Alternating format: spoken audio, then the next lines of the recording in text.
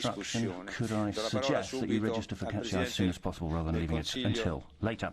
That said, I shall give the floor to Council President, Mr. Tusk. Donald, you have the floor. Grazie, Presidente. Grazie, David.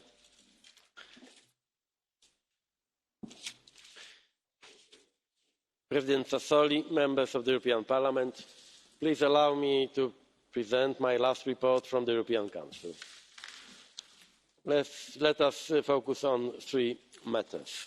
Firstly, the European Council condemned Turkey's unilateral military action in north east Syria.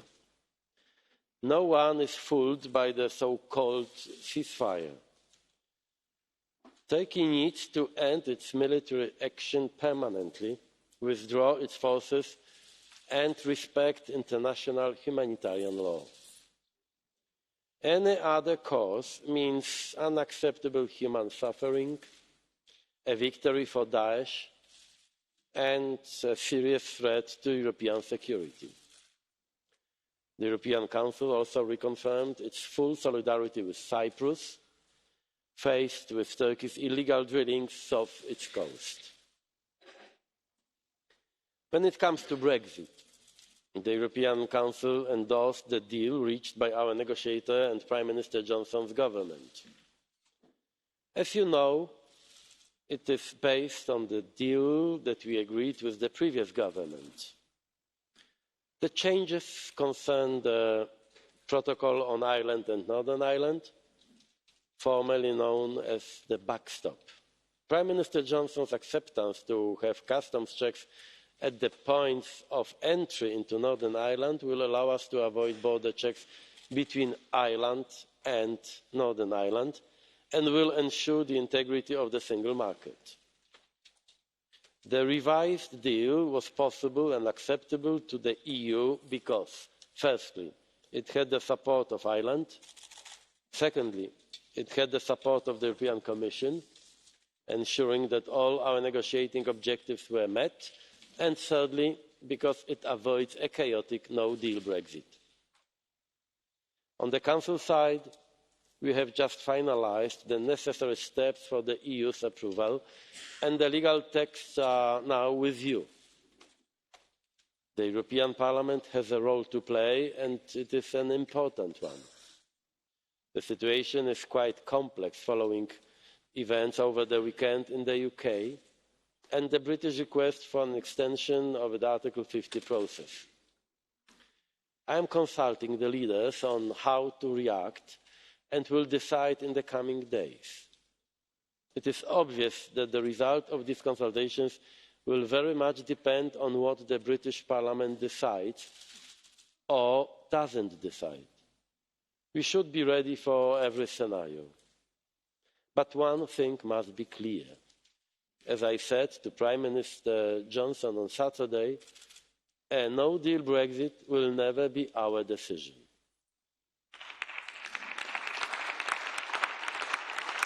Finally, the leaders held a difficult debate on enlargement.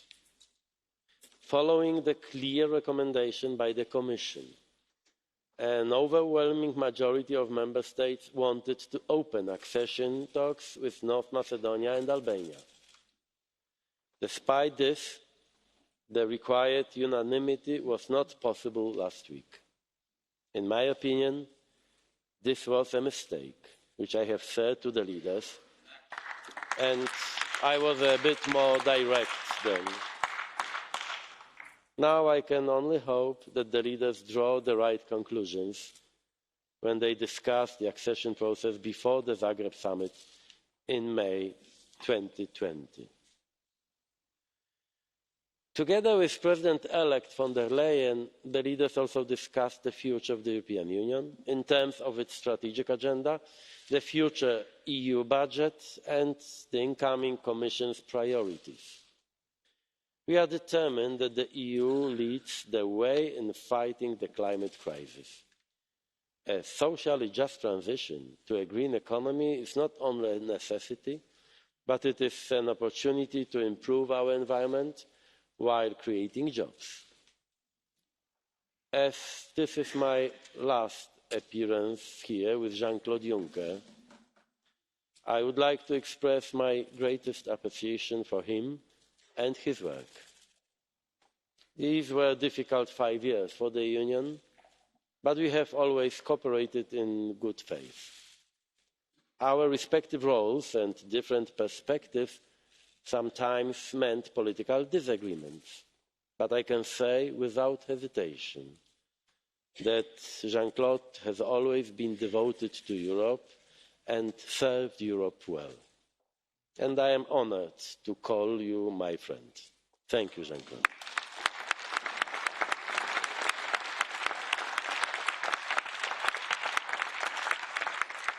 I also want to thank the European Parliament for 5 years of good cooperation. It doesn't mean that we have always agreed. Quite the contrary. But I have always respected you, knowing that we share the same goal, to protect our Union and our people. Thank you very much. Grazie Presidente Tusk. E adesso la parola al Presidente della Commissione, Jean-Claude President of the Commission, Jean-Claude Juncker. Prego, Presidente. President. Mille grazie, Signor Presidente, Mr. President of the European Council, dear colleagues. It was an emotional moment for me last week when I attended my last European Council together with my good friend Donald. We are today debating the 147th European Council of my political career. 147 or 148, I don't know exactly. And it is today the 105th time that I speak to you in this plenary, the beating heart of European democracy. In many of these 105 debates, I had to discuss the UK's departure from the European Union with you. In truth, it has pained me to spend so much of this mandate dealing with Brexit, when I have thought of nothing less than how this union could do better for its citizens. Waste of time and waste of energy. The Commission has worked tirelessly to negotiate and renegotiate an agreement with the United Kingdom, to respect the UK's decision to leave the European Union. We now have a new agreement, which again creates the legal certainty for an ordinary withdrawal of the UK from the European Union. It took a huge amount of work to arrive at this point. I listened to Prime Minister Johnson in the same way as I listened to Prime Minister May. Our negotiators, mainly Michel Barnier, have once again worked around the clock, and once again they have shown creativity and determination. The agreement we reached with the United Kingdom's government addresses this Parliament's demands, all the Parliament's demands. I will always regret the United Kingdom's decision to leave the Union, but at least we can look ourselves in the eye and say that we have done all in our power to make sure that this departure is orderly. And in this same spirit, we have done everything in our power to prepare the European Union for all eventualities, irrespective of what is happening on the other side of the Channel. We need now to watch events in Westminster very closely. But it's not possible, not imaginable, that this Parliament would ratify the agreement before Westminster will have ratified the agreement. First London, then Brussels and Strasbourg.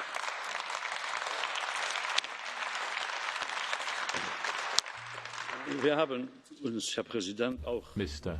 President, we have been dealing with the financial framework for the next 7 years in great detail alongside the European Council. And I would like it to be minuted that my view is that time is of the essence. Time is running out if we're going to reach agreement in Council and later elsewhere. If we lose any more time, then we will get into financial difficulties in the first 2 years of the financial framework. The important thing, however, is that member states and other actors be aware of what the financial framework for the next 7 years is. Young Erasmus students, researchers, and many others do need to know this. And it is important for the success of the European project to get to grips with this, and we mustn't let it fail because we cannot reach agreement. The budget volume proposed by the European Commission, I have to say, is a minimum. It's a minimum. And the proposals that are currently on the table, the most recent proposals by the Finnish presidency, are not acceptable. You cannot shape Europe with 1% of GDP. In French. We are going to be talking about enlargement, Mr. President, and I am very disappointed by the decision, or lack thereof, by the European Council. North Macedonia and Albania had a right for the negotiations with these countries to be started, and it was a huge mistake not to have opened the negotiations with these two countries.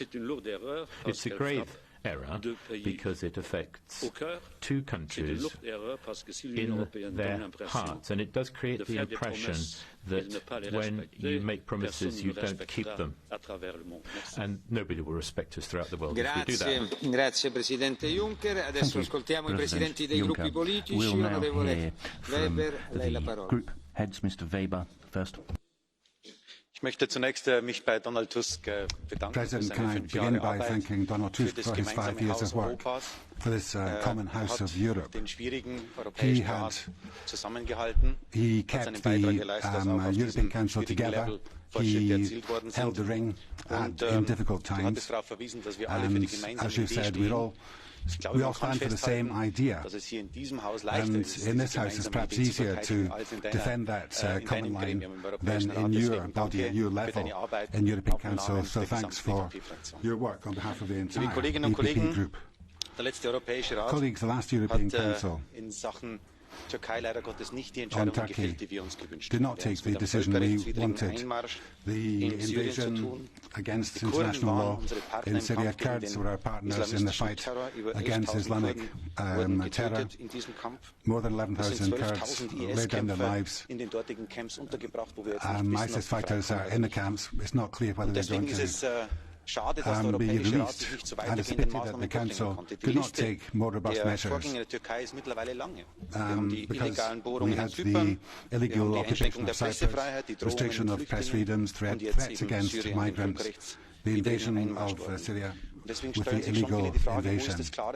And where's the clear signal from Europe? Where's the clear signal we are sending out of condemnation?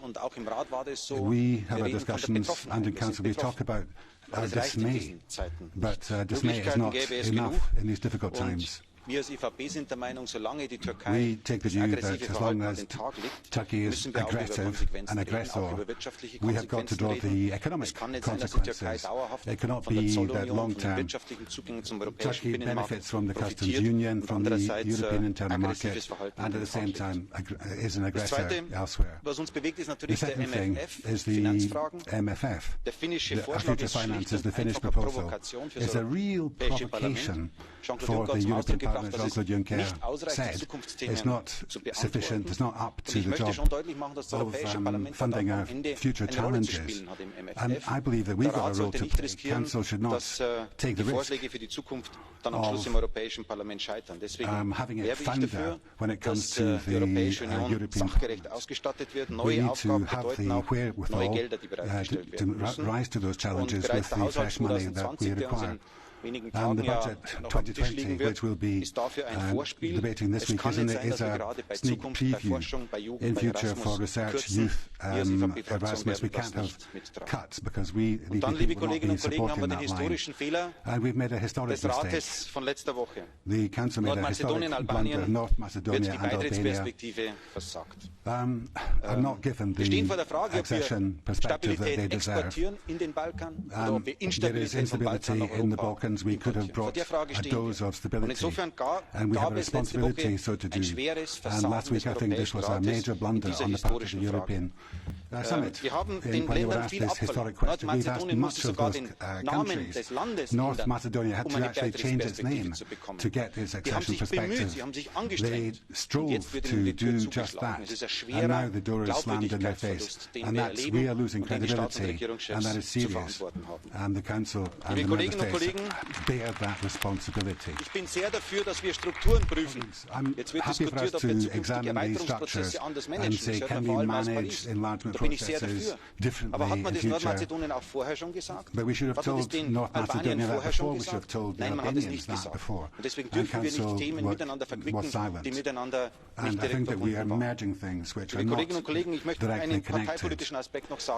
And there is a part of political dimension to this. EPP representatives in the European Council, all to a man, gave their support to the enlargement perspectives of North Macedonia, and that was Emmanuel Macron and Mark Rutte, where there was clear opposition to those two countries. And we have got to undo that and give that perspective to those two countries. For this week we can simply say, let's wait and let's have a cup of coffee for what will happen in the next hours in London. Coffee, yeah, tea, you're right. Sorry for this. It's also more a European perspective. It is positive that we have a compromise, that Michel and the negotiator in London and finally Johnson and Jean-Claude Juncker found a compromise. No hard border, but on the other hand, no backstop. So I think for both sides, it's a good compromise. Now the procedure is in our hand. The House of Commons, the upper house, the Lords will decide, and then we have finally to see the outcome, whether the amendments will be accepted or not. So we are still in the hand of London. We are waiting for London. And for us as European Parliament, I would say we have the same right to do a proper assessment about the text which is on our table.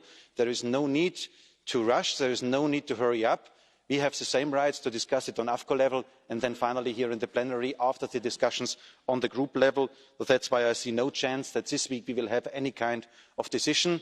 So the European Parliament is the last, let me say, institution who has to make the final assessment. And that is not only a technical assessment. We do a political assessment on the treaty. But the last days gave us the opportunity that we finally manage a good development on Brexit in this negative case of the Brexit, and a good chance that we keep friendship between Europe and Great Britain to look for a good development also in the future. Thank you so much. Grazie. Thank you. Presidente Weber. Presidente García Pérez. Chair of the EPP. I shall now give the floor Gracias, to presidente. Chair Señor García Tusk, Pérez. también quiero aprovechar este debate para trasladarle un mensaje de reconocimiento en nombre de mi grupo. Es cierto que han sido muchos los momentos de desencuentro entre el Consejo y este Parlamento Europeo, pero también es importante reconocer el esfuerzo que en muchas ocasiones usted a nivel personal ha puesto para conseguir que haya objetivos comunes por los que trabajar. Señor presidente, señorías, este Consejo Europeo tenía una relevancia especial por el momento en el que nos encontramos. Por un lado, pendientes del Brexit y por otro, del inicio de la legislatura, que será crucial y para lo que aún no tenemos presupuesto. El Brexit está siendo un proceso difícil y doloroso para todos. Los socialdemócratas siempre hemos deseado que el Reino Unido permanezca en la Unión. En este proceso, cada paso es importante. También lo fue el paso que dio el Parlamento de Reino Unido este sábado, adoptando una enmienda que evita el precipicio de un Brexit sin acuerdo. Ahora le corresponde a la Cámara de los Comunes continuar con el procedimiento y pronunciarse sobre el acuerdo. Solo en ese momento, en cuanto sepamos cuál es la decisión de ese Parlamento, el Parlamento Europeo asumirá su responsabilidad y actuará en consecuencia. Desde aquí quiero agradecer el trabajo y los esfuerzos de Michel Barnier y la unidad que mostraron los 27, porque sabemos que la unión hace la fuerza. Esa misma determinación y coherencia que el Consejo ha sabido mantener durante las negociaciones del Brexit, deberíamos mostrarla ahora para marcar el rumbo que necesitamos en la Unión Europea para los próximos 5 años.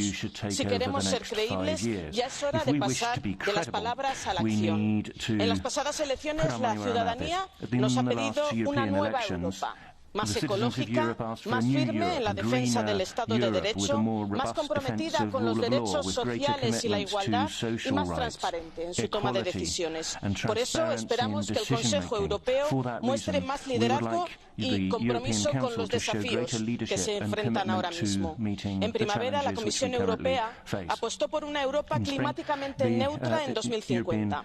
Desafortunadamente, esa propuesta todavía no tiene el apoyo unánime de los jefes de gobierno. Y pese a ello, los socialdemócratas hemos logrado que el denominado New Green Deal sea una prioridad absoluta para la futura Comisión. Pero solo tendrá éxito si ponemos todos los recursos necesarios. No aceptaremos que sean los trabajadores, las pequeñas empresas o las familias quienes paguen la factura de la transición ecológica. Debemos acordar un plan de inversión que financie esa transición de manera justa. Y eso solo podremos conseguirlo con un marco financiero ambicioso. El Parlamento Europeo estableció sus objetivos para el presupuesto en noviembre del 2018 y desde entonces estamos esperando al Consejo.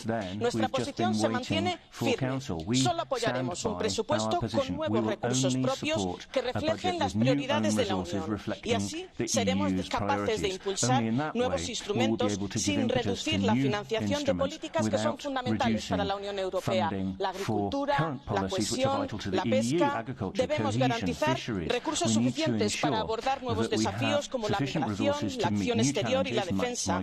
Y también tenemos que responder a las dificultades económicas que sufren muchos ciudadanos. Hemos logrado incluir como prioridades de la próxima Comisión un seguro de desempleo europeo, medidas para combatir la pobreza infantil y la garantía juvenil. En definitiva, solo apoyaremos un presupuesto ambicioso para que Europa crezca. Ese es el objetivo, que Europa crezca. Por esa razón, no aceptaremos nada por debajo del 1,3% de la renta nacional bruta. Sin la financiación adecuada, ¿qué gobierno europeo asumirá su responsabilidad cuando la Comisión no sea capaz de cumplir con su programa? La Unión Europea también pierde credibilidad cuando pide reformas a sus vecinos y luego les deja esperando en la puerta una vez que han cumplido. Por ello, seguiremos apoyando el inicio de las negociaciones de adhesión con Macedonia del Norte y Albania. Por supuesto que queda mucho por hacer y las negociaciones son un largo camino, pero su culminación debe completarse como un salvavidas para la Unión Europea. Completar la adhesión de los Balcanes occidentales no solo contribuye a la estabilidad de la región, sino que garantiza también la seguridad de toda la Unión. Y también esperamos más ambición en la esfera internacional. Apoyamos la condena del Consejo a Turquía por su intervención militar, aunque lamentamos la falta de medidas concretas. Y en este punto no quiero dejar pasar la oportunidad de trasladar un mensaje de solidaridad y apoyo a Chipre. No permitiremos que Turquía siga con sus perforaciones ilegales en la zona exclusiva de Chipre y pedimos que se respete su soberanía. Colegas, queda mucho trabajo por hacer, la ambición es necesaria y el compromiso de trabajo compartido por todos es fundamental. Este Parlamento Europeo estará a la altura de las circunstancias. Espero que el Consejo también sea consciente de la gran responsabilidad que tiene en estos momentos en sus manos. Muchas gracias. Presidente Cholos. Merci, Monsieur le Président. Tout d'abord, Donald, tu t'approches de la fin de ton mandat. J'ai eu l'occasion de travailler avec toi du côté de la Commission, du côté du Conseil et maintenant du côté du Parlement. Je souhaite te dire ici, j'ai toujours apprécié ta verticalité, ton sens pour l'Europe et ta contribution à l'unité européenne en étant le premier président du Conseil qui vient d'Europe de l'Est. Donc je souhaite te remercier pour ce que tu as fait pour l'Europe. Concernant les conclusions du Conseil sur le Brexit, nous commençons maintenant à prendre l'habitude. On pense avoir vu le but du tunnel et puis finalement, systématiquement, nos amis britanniques font sens de beaucoup d'imagination pour prolonger et faire attendre sur une décision finale. Les journaux britanniques ont toujours critiqué nos institutions européennes pour leurs excès de créativité. On voit maintenant qu'ils sont capables de faire de même. Mais tant mieux si cela est pour une bonne cause. En tout cas, De côté du Parlement, nous nous réjouissons du fait que nous avons maintenant un accord et je souhaite remercier encore une fois Michel Barnier et son équipe pour son travail. C'est essentiel pour nous que il y a une sortie du Royaume-Uni avec un accord. Nous attendons maintenant que le Parlement britannique fasse son travail et finisse son travail. Et très clairement, nous ne pouvons pas prendre une décision au Parlement européen avant d'avoir une décision finale, une ratification finale de cet accord dans le Parlement britannique. Nous allons assumer nos responsabilités, mais comme Manfred l'avait dit, ce n'est pas le Parlement européen qui doit être pressé pour faire son travail. Sans doute, cela ne pourra pas se faire cette semaine. En ce qui concerne les autres points évoqués au Conseil, je souhaite m'arrêter sur 2 points, le budget et puis le processus d'élargissement. Sur le budget, notre groupe a pris part à la rédaction de la résolution du Parlement qui demande clairement une ambition pour l'Europe qui doit être traduite par le budget. Et le Parlement va assumer sa responsabilité, non seulement pour demander un budget fort, mais pour montrer que l'Europe ne se construit pas qu'avec des négociations de chiffres, mais l'Europe se construit avec l'ambition. Le budget ne peut pas être que le partage des contributions financières des États membres. Nous devons maintenant, si nous avons une ambition européenne vraie, nous devons travailler sérieusement sur les ressources propres et montrer que l'Europe peut construire un budget véritablement européen. Sur la question de l'élargissement, je souhaite vous dire en tant que citoyen roumain, donc issu d'un pays qui a connu de si nombreux bénéfices de ce processus d'élargissement, que je suis intimement convaincu que la politique d'élargissement doit rester au cœur de la politique européenne. On ne peut pas imaginer une Europe forte sans rester ouvert pour nos voisins et sans rester ouvert notamment pour ceux qui croient encore à l'Europe, peut-être même plus fortement que certains pays qui sont à l'intérieur de l'Union européenne. Donc les portes de l'Union européenne doivent rester ouvertes et l'Europe doit rester toujours un moteur extraordinaire de réformes démocratique. On ne peut pas demander à ces pays de faire des réformes sans leur donner une ambition claire et une idée claire de perspective européenne. Je comprends aussi pleinement les préoccupations et la volonté d'approfondir le projet européen dans son périmètre actuel, de réformer les institutions européennes et c'est pour ça que nous soutenons fortement la conférence pour le futur de l'Europe. Mais cela ne doit pas affecter l'ambition européenne pour continuer le processus d'élargissement. Donc nos portes doivent rester clairement ouvertes. Merci. Grazie, Presidente Lambert. Prego, a lei la parola. Chairman Dear Lambert. colleagues, this gives me a feeling of déjà vu. So even the Brits use French to describe this situation. We've been here before. That was in November 2018. We had a European Council celebrating an agreement with the then British Prime Minister. We know what the British Parliament has done with that agreement, or failed to do with that agreement. So we are back at the same place with a variant of that agreement. Now everything is in the hands of the House of Commons and House of Lords. The British Parliament must make up its mind. Either it ratifies, and I insist, it ratifies, not expresses broad agreement, it ratifies this agreement, and then indeed our Parliament will do its job. And I cannot imagine, Mr. President of the Council, that the Council will not allow this Parliament to have the time needed to complete the ratification. I know that the heads of state and government have a lot of respect indeed for this Parliament. Even if we have frictions, sometimes I know that there's mutual respect and I want to keep it that way. Now, it can also be that the British Parliament refuses to ratify this agreement. And in that case, I would just say one thing. If you are unable or unwilling to do it, dear colleagues of the British Parliament, then you must have the guts to put either this agreement or the agreement concluded between the European Union and Theresa May to a popular vote and let the people decide.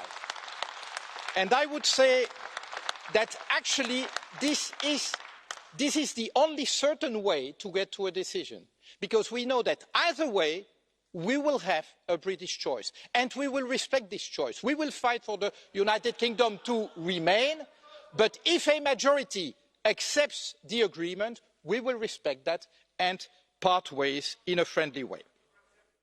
Now, je voudrais dire quelques mots sur la question de just a few words in French on enlargement. Pour nous, il est For absolument us, clair it is que les clear Balkans occidentaux that the ont Western vocation à Balkans intégrer have a vocation l'Union européenne. Je of pense qu'il joining est the dans l'intérêt de European Union. It's in the personne, interest ni of des no citoyens one, de ces pays, neither ni the des citizens of citoyens those de l'Union countries nor the européenne, citizens of the de European laisser Union ces pays to leave dans les those limbes dont on countries sait in the qu'elles lurch. sont le meilleur moyen pour ces Because we pays de know that's the sombrer best hors de way la zone de la for them démocratie to et de l'état slip away de droit. from Donc leur vocation democracy and à the rule of rejoindre l'Union law. européenne They have a est pour nous vocation to indiscutable. join, and that is La beyond discussion. décision prise par The le decision Conseil taken by et the je suis heureux de Council, vous avoir entendu, and I'm glad Monsieur to have heard Tusk you, et Mr. Monsieur Tusk Juncker, and le Mr. dire, Juncker, say le this refus yourselves, de the respecter nos refusal to engagements, respect parce que ça our veut dire de commitments, respecter nos because engagements, these were ouvrant les our, négociations that was our word, avec la Macédoine du opening Nord et negotiations l'Albanie, with North est un Macedonia and abandon de poste, Albania est une faute, is a faute blunder, grave a de la serious part blunder, a du major Conseil blunder européen qui on the évidemment part of the avait European besoin de Council, l'unanimité. Je sais which que la needs majorité unanimity. We know that.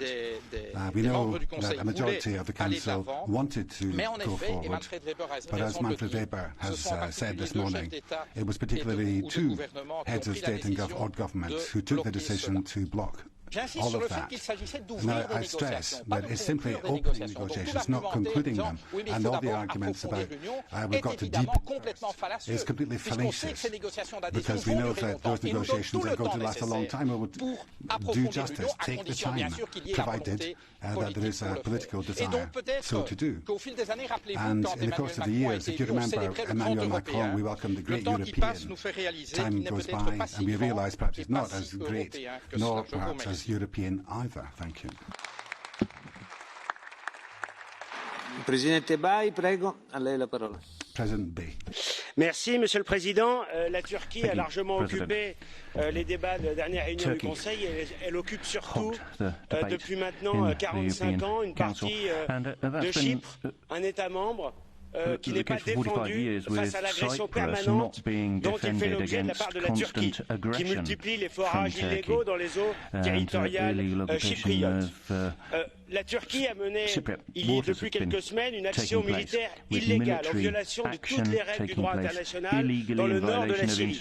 Cette action militaire aboutit évidemment à renforcer les groupes djihadistes, que ce soit Daesh ou Al-Nosra. Et pourtant, l'Union européenne a versé ces dernières années 5,6 milliards d'euros au titre de la politique migratoire, alors même que la Turquie effectue mal ce contrôle des flux migratoires et qu'Erdogan multiplie les chantages en menaçant en permanence les pays européens de déverser des flots de migrants. Nous avons versé près de 9 milliards d'euros dans le cadre des fonds de préadhésion. Et aujourd'hui, au lieu d'émettre quelques protestations, au lieu de suspendre temporairement le processus d'adhésion de la Turquie à l'Union européenne, il est urgent de mettre un terme définitif à ce processus d'adhésion. La Turquie n'est européenne ni par son histoire, ni par sa culture, ni par sa géographie. Et aujourd'hui, elle fait la démonstration qu'elle défend des intérêts qui sont à l'opposé de tous nos intérêts des nations européennes. Le débat au Conseil a également porté, bien sûr, sur le cadre financier pluriannuel. Et on a parlé des ressources propres et on a parlé, évidemment, comme solution pour des ressources propres, évidemment des taxes. Taxes sur le carbone, taxes sur le plastique. La fiscalité aujourd'hui est toujours plus lourde, avec toujours le même prétexte, le prétexte écologique. Mais quelle est la cohérence? D'un côté, à avoir des accords commerciaux abaissant les droits de douane, multiplier des accords de libre-échange avec le monde entier, avec des pays qui ne respectent aucune de nos normes environnementales, et dans le même temps, ajouter une couche supplémentaire sur le millefeuille fiscal, ce qui va gréver à la fois la compétitivité mondiale de nos entreprises européennes et porter un coup dur au pouvoir d'achat de nos compatriotes. S'agissant du budget de l'Union européenne, on pourrait résumer les choses ainsi: payer toujours plus pour obtenir toujours moins. Mon pays, la France, a versé près de 100 milliards d'euros au cours des 20 dernières années. Et pour quel résultat? Aujourd'hui, une baisse des dotations au titre de la PAC, ce qui va achever, ou en tout cas gravement affaiblir l'agriculture française. Un agriculteur français se suicide aujourd'hui tous les 2 jours. Il faut évidemment changer de cap, il faut des coopérations moins coûteuses, des protections, elles sont indispensables, plutôt que d'aller toujours plus loin à la fois dans l'intégration à marche forcée et dans le libre-échange mondialisé. Onorevole Van Orden, prego. Mr. Van Orden. Thank you, Mr. President. Well, we called for the EU to show goodwill and flexibility in its approach to Brexit. We've now seen this in the most recent negotiations and at the European Council. What a change in atmosphere. My thanks to Michel Barnier, my thanks to Donald Tusk, my thanks to Jean-Claude Juncker. And I hope there will be some proper reflection in due course on why the British people chose to leave the European Union. And I hope that before December 2020 there will be technical alternatives, acceptable technical alternatives to customs checks. Ladies and gentlemen, the presidents and prime ministers of the member states in council have now agreed a deal and want to get on with it. They want the urgent consent of this house, and we should deliver this with all speed. After all, the departure date of the 31st of October was set not by the British government but by the European Council back in April. There is no appetite for extension. Some colleagues say they want to see how the British Parliament is responding, but I would say our task is separate. We should not be distracted. I'm sure no one here, not even Mr Verhofstadt, wishes to take on a role as the Bercow of Brussels. In any case, the withdrawal agreement is being put to the House of Commons today. When it passes, I trust this will provide the signal that some here are looking for. Some shenanigans may follow, but it's not our task to join in. This is our moment to rise above the squabbling, all the alternative political agendas, and show that the European Parliament can be decisive when it matters. And the EU must not make another sequencing mistake. Let's get Brexit done without delay. Thank you. Grazie, Presidente Shirdevan. Thank you, President Shirdevan. Ja, vielen Dank, Herr Präsident. Die Ergebnisse des Rates der letzten Woche lassen nicht nur viele Fragen offen, sondern haben offensichtlich auch nicht zu der Lösung von einigen Problemen beitragen können und haben sogar ganz im Gegenteil in einigen Fragen den Status quo ante sogar verschlechtert. Mit der Diskussion um den Beitritt Nordmazedoniens und Albaniens zur Europäischen Union wurde im Rat eine Staats- und Regierungskrise in Nordmazedonien ausgelöst. Bei der Debatte um den mehrjährigen Finanzrahmen werden Zahlen hin und her geschoben und wie die ambitionierten Klimaziele erreicht werden sollen, wissen einige der Staats- und Regierungschefs offenkundig selber nicht. Aber ich bin froh, dass der Rat die politische Einschätzung meiner Fraktion übernommen hat und mittlerweile diese Position teilt, dass die militärische Intervention der Türkei in Nordsyrien und der Krieg gegen die Kurdinnen und Kurden nicht mit internationalem Recht gedeckt ist und damit völkerrechtswidrig. Aber wenn Rat und auch Kommission schon dieselbe Analyse haben, dann frage ich mich, warum bleiben Sie da stehen? Warum übernehmen Sie nicht auch unsere politischen Forderungen? Es sind ja auch einige tatsächlich schon genannt worden von einem politischen Spektrum, wo ich gar nicht damit gerechnet hätte. Wir setzen uns ein für einen sofortigen Stopp der Waffenexporte in die Türkei und, wichtiger noch, betreiben Sie die Anerkennung der kurdischen Selbstverwaltung. Dieser ökonomische und politische Druck auf die Türkei wird nicht nur die demokratische Opposition schützen, sondern auch die Kurdinnen und Kurden.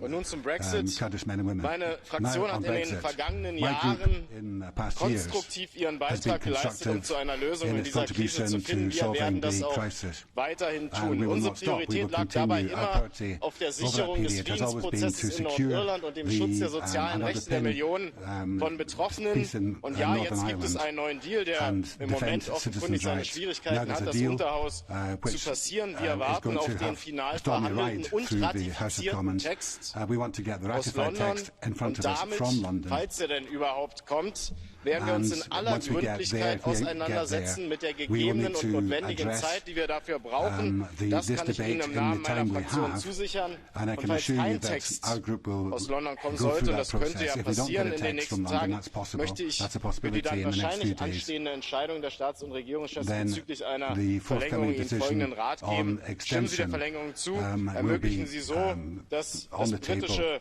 Volk nochmal eine Entscheidung fällen wird. Manches Problem löst sich auf diese Art und Weise von ganz allein. Und zum Abschluss ein persönliches Wort. Herr Tusk, trotz aller inhaltlichen Unterschiede möchte ich Ihnen für die geleistete Arbeit danken und wünsche Ihnen für alles das, was da auf Sie wartet, alles Gute. Grazie. Onorevole Gionchiusi, prego. Mr. Gionchiusi. Thank you, Mr. President. I would just like to confine my brief intervention to the subject of Brexit, something which we are trying to come to terms with for the last 3 years since we know the result of the referendum. Let's be clear, the result must be respected regardless of the small margin. The UK must leave and bear all the consequences of its decision. I think Mr. Juncker was correct when he said that no extension should be granted. Regardless of whether there is an agreement or no agreement, the UK should leave. And I think also this is in the best interest of Europe to let the UK go.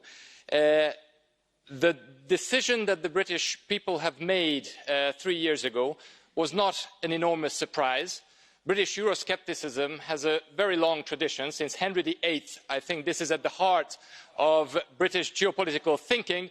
And since this is a 500-year tradition, I respect it. But Europe and the European Union must also be very clear about the challenges it is facing and must be very clear about its priorities.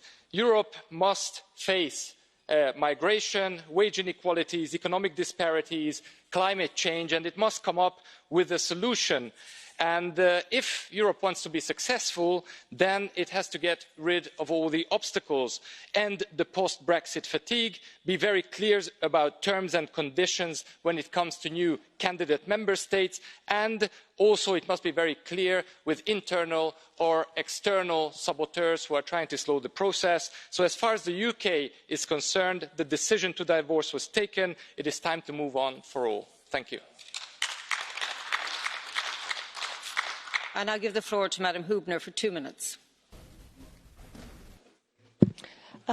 President Tusk, President Juncker, dear Donald, dear Jean-Claude, thank you indeed for your commitment to Europe and especially for your comments regarding enlargement today. I will speak on Brexit, and during the coming days the task of our House will be to evaluate the withdrawal agreement and work on our consent to it. We will have to cope with unpredictable outcomes of complex process of voting in the British Parliament, but it is clear that we will only give consent once the process of ratification in the UK has been finalised. This all has indeed a sense of déjà vu, as we do not know today what majorities will emerge during various votes in the House of Commons and what final result they might produce. And in particular, it is difficult to judge today what can come out of the vote on the timetable motion. It is regrettable indeed that once again we have to cope with a huge dose of uncertainty at this stage of this long journey. My hope is that, unlike the 2 extensions, the second of which is now coming to an end, the transition period which an orderly withdrawal will offer will be efficiently used to give us, as future close partners, the best possible agreement on unprecedentedly close future relationship. Let me finish by underlining that negative coverage of EU citizens' rights in media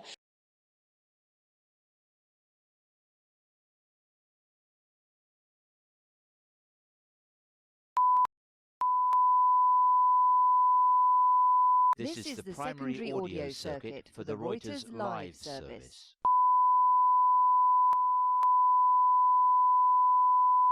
This is the primary audio circuit for the Reuters live service.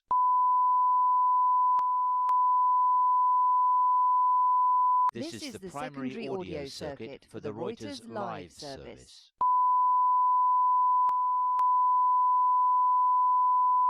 This is the primary audio circuit for the Reuters live service.